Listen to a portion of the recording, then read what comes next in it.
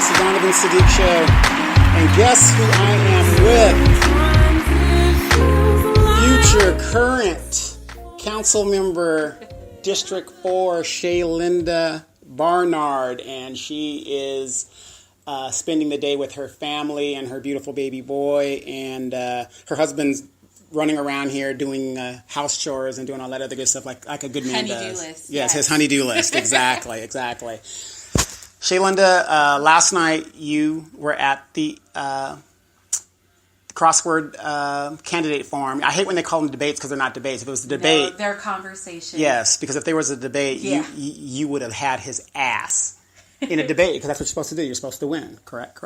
Right. A debate is take no prisoners. Right, exactly. How do you think you did? I think I did good.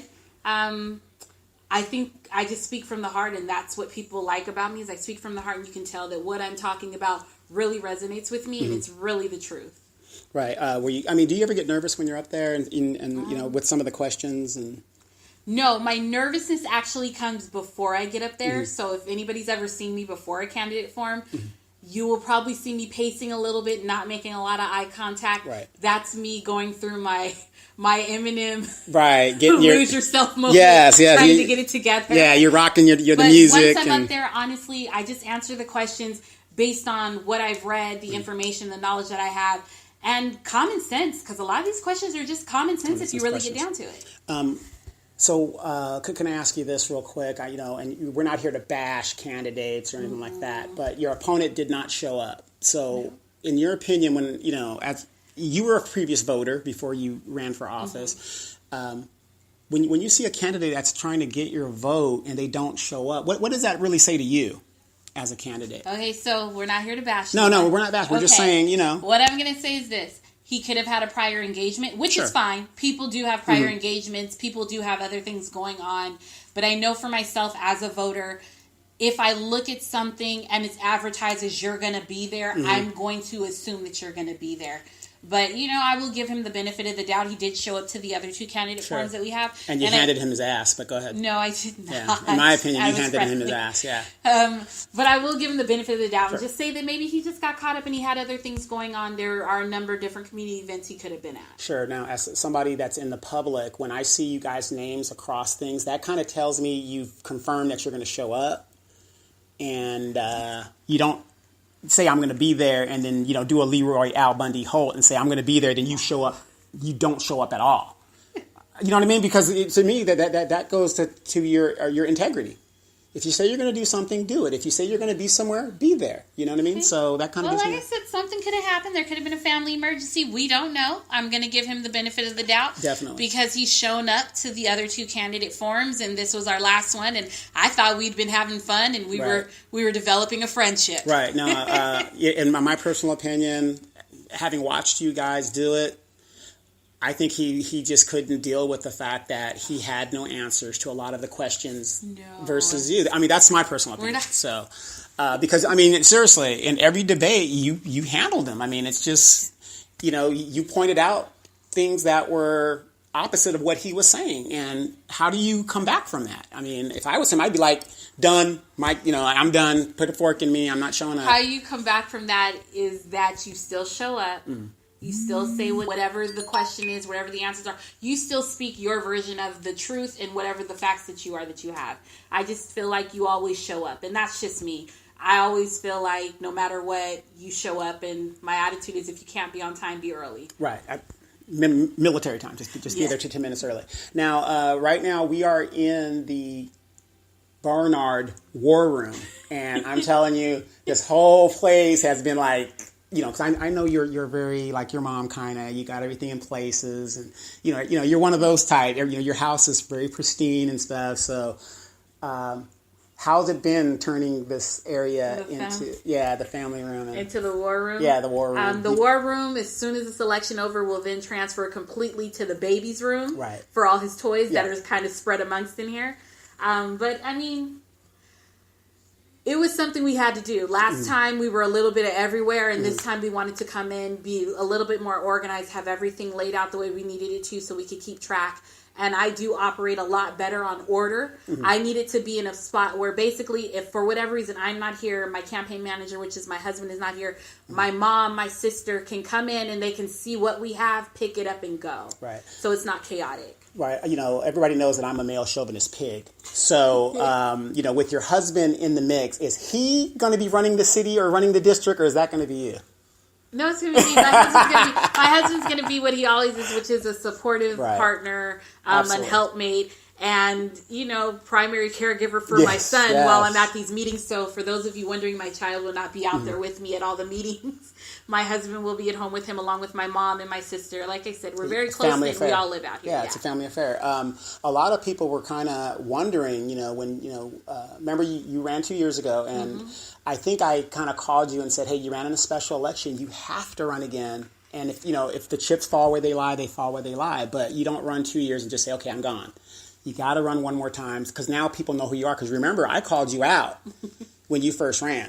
Because I was like, wait a minute, who sent you? What's going on here? Yes, Yes. You just pop up out of nowhere. And then now that everybody knows your stance and knows that you're not connected to this person and that person, look at your prospects now. I personally believe, because you're in a one-on-one race, it's not going to be a close race. It's not.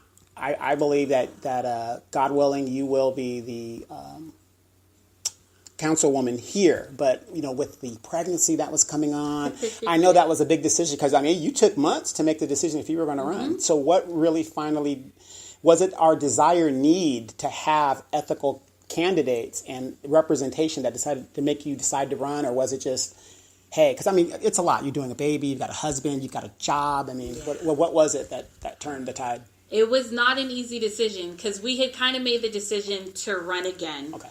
And then I found out I was pregnant, and I looked at my husband and I said, should we not? And I look at my husband and ask, should we? Because at the end of the day, him and I are in this together. I don't get to make these decisions on my own, and not with us adding an extra person in the mix. Sure. And my husband looked at me and he said, plan doesn't change. Let's go for it. We said we were going to do this again. I told you I would support you.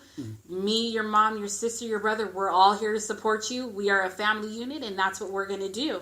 And it came from also a need of, I tried to work with our current councilman. I tried to do things with him. If some of you remember, he gave me a shout out regarding the homeless program, and we were going to work together. I had already went to my job and talked to them about us collecting things.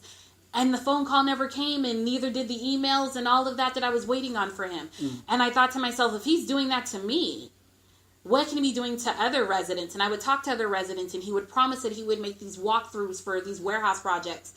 And I would wait for him to come, because he was going to come and do it at my house and meet with my neighbors. And he never showed. Or one member told me she asked him about feral cats, and he didn't even bother to email her back to respond. So those are the things that I thought to myself, if he's doing this to me, everybody else may be feeling the same type of neglect, and I guess we'll find out on November 6th if that's how everyone feels. Sure. I noticed in some of your responses to questions at candidate forums, you literally said you live right in front of a warehouse, and I'm going to tell you guys, she literally lives right in front of a warehouse. Now, having that experience, if you get on the council, and I'm just asking this because, like I said, I'm in Edgemont, so I have my own problems, and you guys are a different animal out here, so I'm going to try to keep it to your area. If you get on that council and another developer wants to open a warehouse, what is your stance on that? I know we're inundated with warehouses and they're empty. Right. So what? My stance is, until we fill the warehouses we have, we shouldn't even be having a discussion about another set of warehouses. Okay. Unless the residents in that area come to me and tell me we want this warehouse, which I highly doubt they will, then there's no reason for us to have another one. We have a lot of empty warehouses that need the space to be occupied and utilized currently. So we can get revenue. Yeah. Right now, all we're getting is property taxes, and we all know property taxes is nothing. Yeah, that's nothing. Yeah. That's nothing. So that's good. There was a recent Brown Act violation. I'm kind of glad that was my question last night, too, by the way, if you wanted to know who that question was. And asking about firing the staff. Now, here's my thing. We have a staff that is complicit in a lot of the shenanigans that are going on in city council. I try to explain it to the viewers and everybody like that. It doesn't matter. Even Dave Dave Marquez alluded to this. You could vote them out. You can do a recalls. We're still having the same problems because our staff is complicit in a lot of what's going on. And I know, we can't fire them for this and all that other stuff like that. But yes, she can. Give them their golden parachute and put them out of there. That's what I say. Okay. It ain't going to matter. To me, it ain't going to matter. However, but if you keep them there, what's going to change? Okay, so first of all, in their contracts, I believe there's a 90-day cooling off period between council changes. Sure. So we wouldn't be able to have this discussion for 90 days. That's number one. Number two, while you say you don't care because it's the golden parachute, they get it anyway, I say we need to think wisely about this because of the money involved. We've already spent money on a city manager that they gave a raise to and then fired her within a few months. We just are on the verge of And the one before that, too. Yes, the one before that. So now we have a history of just giving out golden parachutes. I, for one, feel like, no one gets a golden parachute. We just wait for your contract to end because they've said on record, we do what the majority of the city council wants. We have a chance to take the majority back, and then that flips it. Because guess what? Your exact words were you do what the majority of city council wants. So that's how we can go through and work that out. I don't think the solution is firing everyone. Well, no, I'm not saying fire everyone. There's 3 principal people that's everyone. That's the top staff that we have.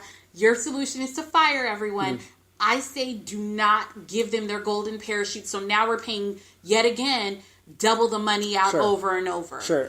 So if these people are involved in corruption things, we're just supposed to let them continue to do that? If they're involved in corruption and we can prove it, then actually they're not entitled to their golden parachute. That's what I'm saying. That's what I'm saying. So are you going to speak out? Yes, we need to make sure of that before. We don't need to just fire someone to fire them, and now we're just paying them to sit at home. Yeah, you got to have cause. But that's what I'm saying. There's a lot that goes on at city staff where, you guys are working, your job, let's be real. You guys don't control the city. The city staff does. And they're doing stuff. There's a recent Brown Act violation. What is your opinion on that recent Brown Act perceived Brown Act violation? Which one are we talking about? The skate park and the amphitheater. So the issue that I have with the skate park and the amphitheater is one thing that they'll keep saying is it's for the kids. Doesn't matter. Are we knocking it? We don't want the kids to have anything. That's not what we're talking about here. What we're talking about is there's procedures and protocols that need to be followed, and they weren't followed. And that's what I believe a lot of the residents have an issue with. They don't have an issue with an amphitheater. They don't have an issue with a skate park. These are all things that we've all acknowledged that we need. But our issue is nobody sat down and talked with us. Where was the study sessions that needed to be conducted? Exactly. When did the actual vote happen? How do we determine the money? Where were the bids that told us how much the project was going to be? And did we get the best bid for the project? Those are the things that we're missing. Traffic studies. All of those things are the things that we're missing. And that's what angers everybody, that they just bypassed that and decided, we know we have the 3 votes. Let's go ahead and start the process because it's only ceremonial. The vote was not ceremonial. I don't care if you're talking to me and telling me it's coming from that mobile momentum. The vote is still not a ceremonial vote. It's a vote that needs to be happening with proper deliberation and discussion and input from the public. Because at the end of the day, you are using public funds to build these things, right? You're using public funds. Now, the city manager and the city attorney did on camera say, we jumped the gun a little bit, you guys are right. So they're admitting that they jumped the gun. Knowing that, if you were on the council right now, knowing that and going by the city municipal code, no contracts are valid. Right. When you break the procedure. Right.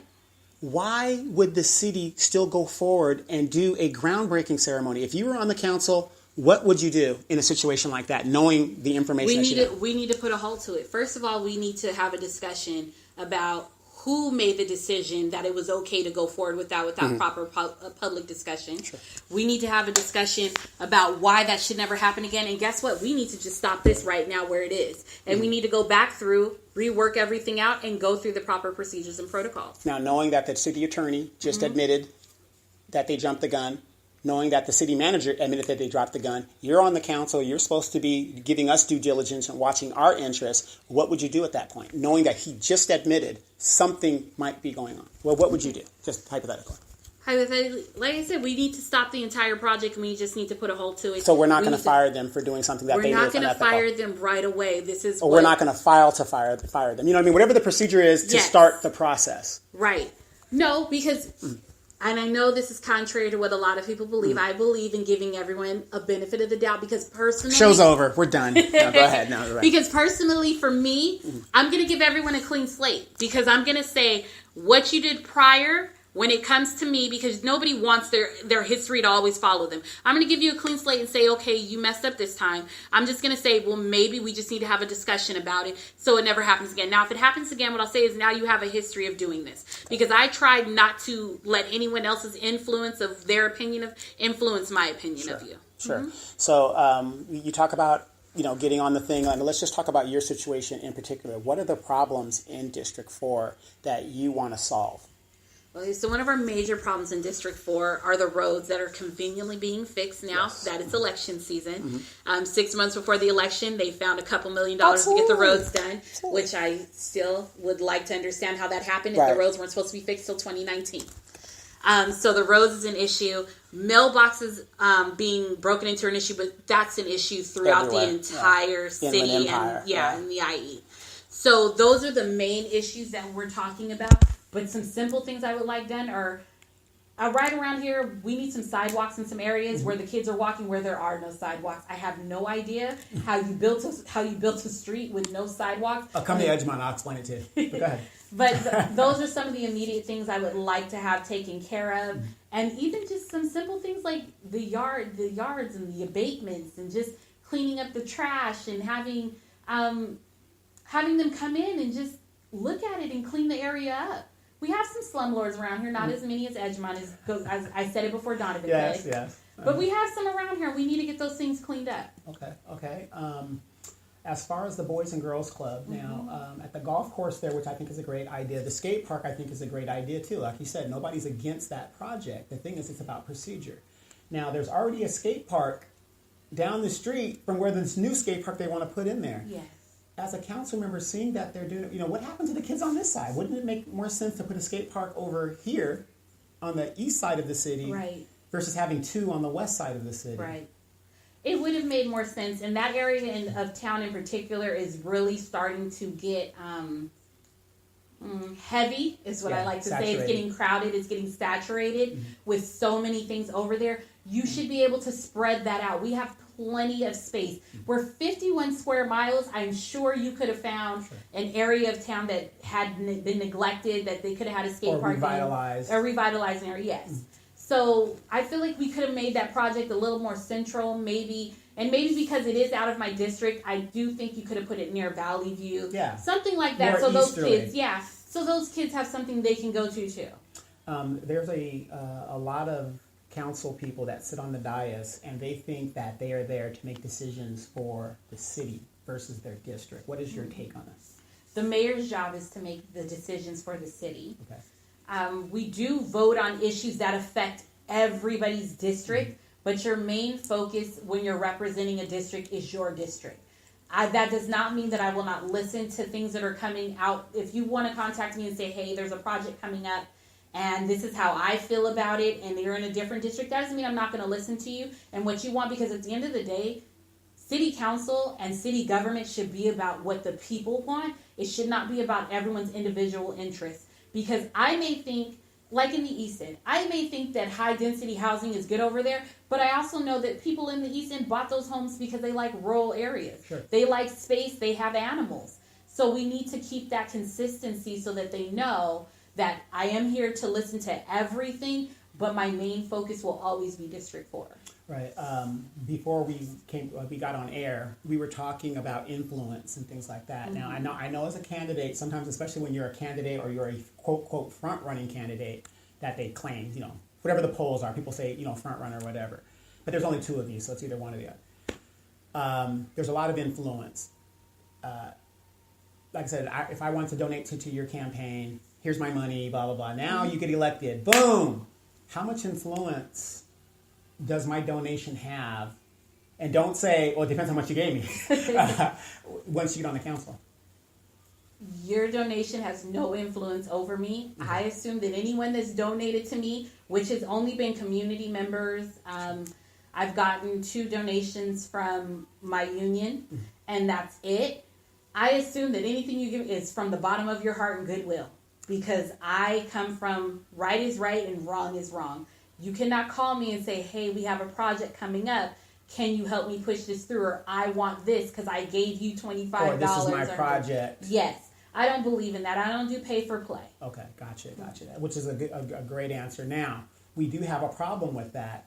You got people up there that perception's everything, and a project comes through. The other council members are silent. They don't say anything, even though, let's a good example. Recently, Tuesday, marijuana thing, there was a guy that wants the cannabis thing coming out. He gave $40,000 to the mayor's re-election campaign. But the mayor didn't recuse himself from making a decision. And lo and behold, he voted yes, but I didn't hear any of the other council members say anything about that. What would you do? And I want to put you on the spot because we don't know what you're going to do until you put in that situation. But if I was a council member, you know me, I got a big mouth, so I'm going to... Yeah, you do. Yes, I'm thank you. I'm going to call it out because it is what it is. Because right is right, wrong is wrong. So when you see that kind of stuff going on, and I know you got to have decorum when you're on the dais.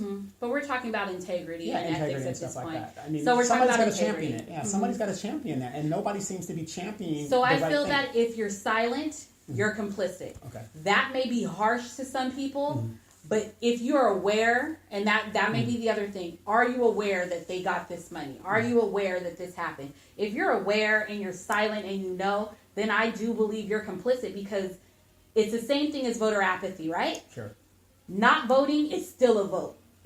Because you still, even though you didn't vote, you still said, whatever happens, I'm okay with it. So it's the same thing. So being silent is complicit. I would simply just say, so I just want to point out that although we're just having this discussion right now, some of my council members may need to recuse themselves because I believe you got money from such and such, or a donation was made. Somebody does need to call it out and hold them to the carpet on it. And put it on the record. You need to, because the reason things like this are happening is nobody's saying everything. No one's saying anything at all, actually. And when you don't say anything, they feel like, well, then it's okay. Right? It's like if someone were to steal and never gets caught, they'll do it again because they figure, I didn't get caught. It's the same thing. Absolutely. Speaking of the cannabis situation, what is your stance on the cannabis situation with only 8 police officers patrolling the city at any given time? I think 8 police officers is a little low. That's the number. And based on the cap they gave us, that's one. Wait, you're right. There's really 12 to 15 on a shift, but you got to remember, you got to have 4 to 5 at the station. Right. So patrolling is about right. It's about right. Okay. So I do not necessarily have an issue with cannabis. Never did it. It's not my cup of tea. I have friends that do it. Fine. Too. It's legal now, so we need to figure out how we're going to get it up and running and how we can get our revenue from it. It's still illegal federally. It is still illegal federally, but we're talking about in the state of California. So what we need to really think about is, how do we want them to look? We have illegal cannabis shops now, and I think that's my biggest issue is you can't close the illegal ones you have now, but we're going to go ahead and fast track the new ones coming in. Good point. How can you open up new ones and you can't close the illegal ones you have, and we're still in court fighting over them? I know there's one right now off of Alessandro near the car wash and the storage facility that is open. I've never seen it close. So you can't tell me we can open them and you can't even close the illegal ones you have. Yeah. In order for us to go forward with opening them, I do believe you need a completely clean slate, which means you need to shut them all down first. Give us 5 to 6 month window to make sure everything's shut down, and then we can go in and we can start setting the rules for what we want in a cannabis shop or production or oil, and however we want to do it, and start setting the rules that way. It's kind of hard to set the rules when there are already players still playing in the game. Right. What about the police? If there's only 8 police officers patrolling 208,000 people, the cannabis industry is a cash and carry industry. It's a cash and carry industry. So what I mean when I say we need to set the rules for them is they need to have their own security. We need to make sure that they have their own licensed security. And just like you go to some jewelry stores and they buzz you in and out, they need to continue that here. Right. We need to say, hey, this is what we believe your storefront should look like. You need to have your own security. This is how it should be. The windows need to be clearly open. So if we put on them that they need to have their own security, that takes a lot of the pressure off of our police department. We're having to control them. Okay, great answer, but let me throw something in the mix for you. Okay, you guys are mandating that I have to have a lot of security like a bank. You know, banks do get robbed occasionally, right. not a lot, but okay, so I'm a cannabis dealer. I have a lot of money. A lot of my overhead has to deal with security, so I'm spending a lot of my overhead. Now, a lot of these cannabis guys are coming here and say, oh my God, we're going to give all this revenue and stuff. I don't know how you're going to give revenue to a city on a cash and carry business and how you're going to do that. I know. Because like I said, that's a mafia It's self-reported, thing. Right. yes. Oh, I didn't make any sales today. But anyway, so a lot of my overhead is in security. So now a customer comes in, he wants a dime bag. That's what they say. I watch a lot of movies. He wants a dime bag. Mm-hmm. But at my store, that same dime bag I got to charge $30 for the same dime bag. Now, Ray Ray and Pookie down the street are selling a dime bag that's actually a dime, dime bag, $10. Uh-huh. How do you combat that? Will we ever be able to fully get rid of the black market? The answer is no. Okay. You can never fully get rid of the black market. But what we have to trust and believe is that we will have enough people willing to go into the shop that want to buy it the appropriate way, that want to make sure that everything is regulated, that are going to go into that shop and buy it. You're never going to be able to fully eradicate the black market. No, not at all. And I do understand, because I have friends that have told me they bought out in Palm Springs, and they were like, I went in there and I bought a $30 bag. By the time they got done with the markup, we were at $70. Right. So they are taxing it, and they are taxing it at a very high rate. But at the end of the day, you have to trust and believe that people are going to want to go to a nice shop where it's not questionable, where they know the person. Sure, but if I'm working at Amazon or working in these warehouses, I'm only making $9 an hour, I can't go get that recreational. You can't always assume that. No, I'm not saying, but I'm just saying, Okay, and it's so, going to bring a lot of stuff out. That's why I'm saying, that's why we got to beef our security forces. We do have to beef up our police department, but the reality is, we haven't negotiated a good contract and made them uphold the standards of that contract. How are we the second largest city? Right. How are we 20% of the we're paying the most money, and yet we're coming up short on officers. Yes. So that tells me we're having an issue. Now, you have a council person, and two of them actually, one of them voted to reduce our police force. And if you get on that dais, you're going to have to work, let's just say hypothetically, we know Criminal Baca is going to be up there. You're going to have to work with that. We're going to have to, that's my representative, I can say that. You're going to have to work with that person. How are you going to work with a person who seems to have a different agenda than what you want to do? How are you going to do that? You just sit around. I feel like you can get a lot done with talking.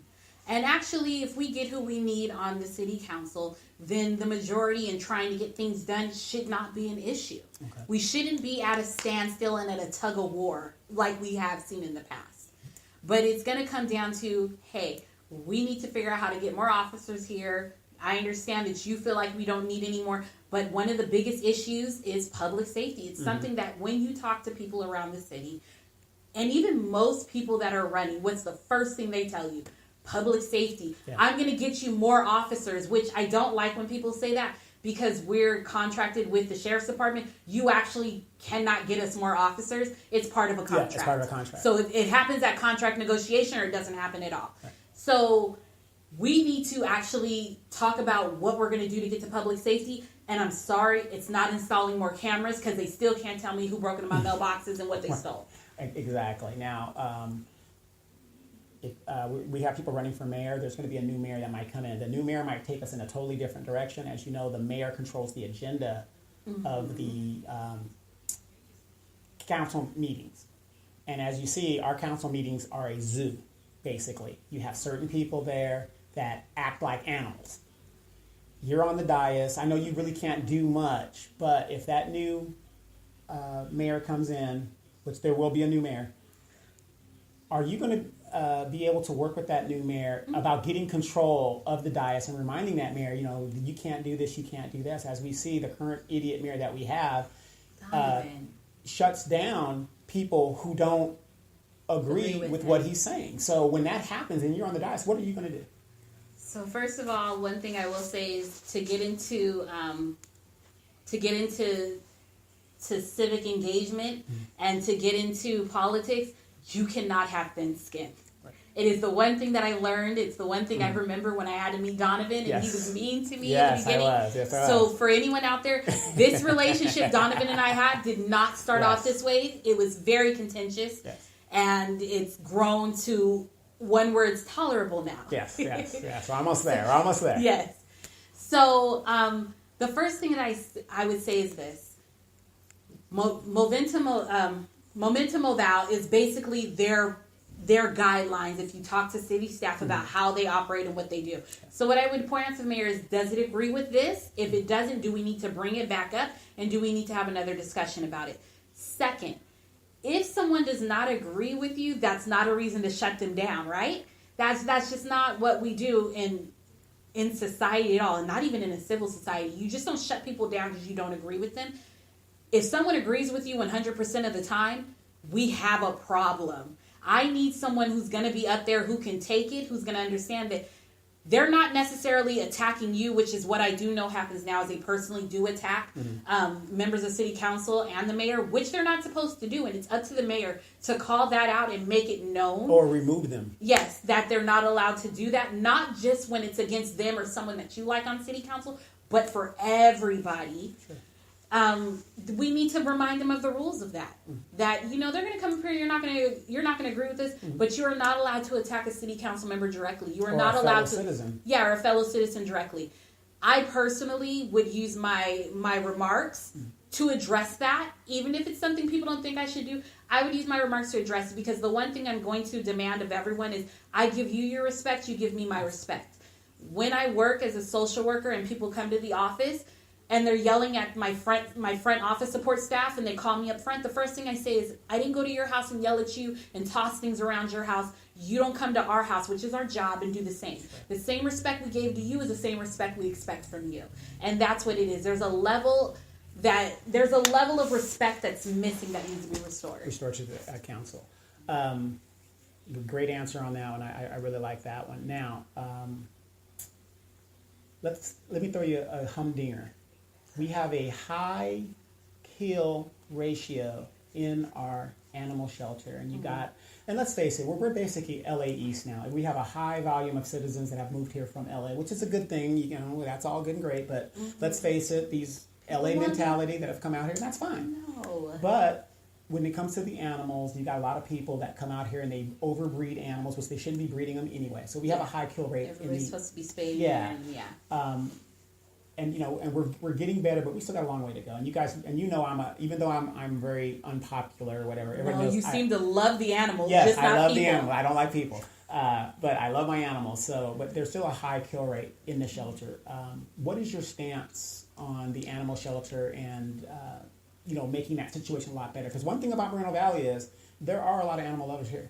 There are a lot of animal lovers, and based on everything I see on Moreno Valley Matters, everybody's losing their dogs. Right. And I'm like, how does everyone lose their dogs? Because gunshots and helicopters. I know, but well, I don't know. Maybe no. Trouble comes home. Trouble may disappear for a second, but he'll come to the door and scratch. Right. So I don't know. Okay, so that's your mom's dog, right? Yes, that is my mom's dog. Well, he's the family dog. Yeah, the family dog. Gotcha. So one thing that I think we need to look at is, are there different agencies we could partner up with that would help us with fostering them? Right. I think fostering is always an option because, somebody may be like, I don't want to actually have the dog that long or the cat that long, but I can foster them for 6 or 7 months. Sure. And I understand, by no means do I support euthanizing animals as a way to clear a shelter. I do not.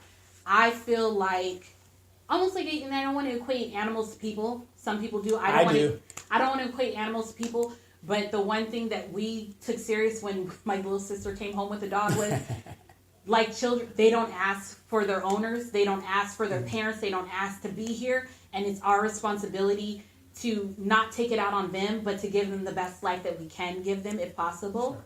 So we need to figure out better ways of partnering and fostering, and how to maybe we need to have more adoption days where we offer it for bottom level prices. Because at the end of the day, wouldn't it be better to adopt an animal out than to euthanize an animal. Yeah, that's what I'm saying. I mean, because it just seems like, why are we euthanizing the animals? Is there It's some not their financial? fault. Is there some kind of financial incentive to do that, or because Riverside doesn't do it, and there's a lot of things that don't do it. So that's a big thing that I try to go with different council members and see what their stance is. But don't get me wrong, I'm not bashing I know Steve Freeze because it's right down the street from my house, the animal shelter. So I'm there all the time. Well, not all the time, but I'm there. And I can tell by all the animals you picked up. Yes, they. But they do a good job. But we could do a little bit better. So I think that's very important. Number 2, the EIR has been going through a revision for the WLC. Now we have a developer that seems to get a lot of preferential treatment above all other developers in this town because he puts money into our elections and all stuff like that. Now, a lot of people think that this WLC thing is dead. And I know it is not dead. It's not dead. So, the ER, let's say hypothetically, gets revised correctly. What is your stance? Because it has to go back to board 1. So that means it's going to be coming in front of you again. What is your stance on the WLC? And my stance is, okay, so I've talked to a lot of residents that live in that area. They don't want it. So if the residents don't want it, the stance is they're not going to get it. I'm voting no on it. Okay. But a lot of people will say, well, it's going to bring all these jobs and construction and all this other stuff. So So jobs and construction only last for as long as it takes to build the building, and then the jobs and construction in number 1. Number 2, everyone talks about we should have jobs locally. I'm just going to say this. Life doesn't guarantee jobs locally. But life does not guarantee jobs locally. I had a job locally, and as soon as they were able to, they transferred me to Hemet. So my local job is now a 40-minute drive out. Okay. And before that, I was driving to San Bernardino, Chino, things like that. We need to stop thinking about this in terms of we need local jobs here. It would be nice to have local jobs here. It would be nice to have the industry provide local jobs here. But the truth is, we're commuters. People that got priced out of Riverside now get homes in Moreno Valley, and they bought their home out here knowing they were going to commute. Yes. This was a sleepy bed community, and the people who bought their homes here knew we were going to commute. People need to also stop remembering, well, when the base was here, that did provide a lot of jobs. It's no longer an active base. And $65 million in the local community. Right. It's no longer an active base. So we don't have that revenue stream here. We need to start thinking about this for what it is, which is this is a sleepy bed community. We're commuters, and we just want to get home, see our kids, see our families, get to the next day, and then get to the weekend. Right. Speaking of the base, and I'm a very big advocate about the military base. I was stationed there, and when it was active and when it was reserved. That is our biggest employer. And now we're introducing cannabis. We have a high crime rate. All this stuff is happening. The base can actually be put back on the base closure list. Doing all this stuff that's happening because the military doesn't want to expose its people. Not saying that military people don't. I mean, I've kicked out a lot of people based on, bad conduct within the military. But we're not also going to sit there and stand there and be surrounded in a cannabis town where it's going to affect our mission capability. Okay. What is your stance in regards to our relationship with that base and the encroachment with other cities like Paris and things like that in this area? It is the biggest employer. People say, well, the unified school district's the big. No, it's not. The base is the biggest employer. What's your stance on the base, and what is your future plan to work with this? So we do need to, when we're thinking about cannabis, which is why I think the 8 cap is good for right now. We need to cap it at 8. I think 8 is doable. I think 8 is controllable. I think once you start getting into 15, 20, now we're out of control. So what we need to demonstrate to the base is that we're able to control the cannabis shops that they've said that they wanted to open so far in the city council. We're able to control those and keep the crime at a minimum with those and show that it's not going to affect the base. I know that Amazon Prime is going to be flying out of there pretty soon, which I'm very happy about. Maybe my packages will come very fast. Maybe I can get a job over there. Yes. Operations. So, those are the things. We need to keep those types of things open and going, and we need to always be good neighbors. I know Donovan mentioned that I do live by a warehouse, but I will say this, even though P&G is having an issue with my union brothers and sisters right now, they are good neighbors. Okay. Their shift changes don't happen when the kids are going to school. They don't happen during rush hour traffic. So we need to be good neighbors to the base. And that's how you work together with everybody, is you become good neighbors, because good neighbors mean everyone's happy. Right. Also with the base, it's in caretaker status, meaning that parts of the base has been cut off, but it's still a federally allocated base. Mm-hmm. And why isn't the city utilizing some of that land over there? That's what I was saying. So if you're a council person, there's land that can be used to develop certain things over there, with the city. Well, here's the thing. We're having issues developing the land within our own state. So should we go over there and start messing with that land just yet? Right, that's a good point. Good answer. Great answer. So that may be why the city hasn't done it. We're having issues with our development in our own city. Should we go somewhere else and mess with that development? That once we do that, that's it. Maybe we need to really sit down and critically think about what we want over there. Sure. Homeless issue. What is your stance on the $1 million issue? The $1 million question. A lot of people, you see people with signs and, they're asking for money. Dave Marquez made a good point last night. And I see them in my neighborhood where people are giving them money and food. Hey, go to Moreno Valley, man. You'll be taken care of. And people don't realize these people have cow cards to go get food and stuff like that. CalFresh. Yeah, CalFresh. So, yes. What is your stance on our homeless situation? Homeless is always going to be difficult. It's not just an issue in the city of Moreno Valley, but it's an issue in the state of California. Sure. One thing we need to think about when we think about homeless is everybody has these grand solutions, right? Mini homes that you'll put in your backyard, and then if they're homeless, they can come live there. Let's be honest, and anybody who saw me at the candidate forum last night, and anyone who knows me in general knows I'm a straight shooter. Yeah. Let's be honest. Even if they offer you some type of revenue stream for putting one of those mini homes in your backyard, do you really want a homeless person you don't know in your backyard? True. It's just honest. True. Another issue that I see happening, especially as a social worker, is we will put them up in a place and we'll think, okay, they can pay their bills. We've talked to them, and they end up getting evicted. You know why? Because, I brought all my friends with me, and then the owner of the property evicts them. Mm-hmm. So do you know how hard it is to get a place once you've been evicted? Wow. Or you don't know how to pay your bills? Yeah, I wouldn't know anything. Yeah, so there's things like that we need to really think about.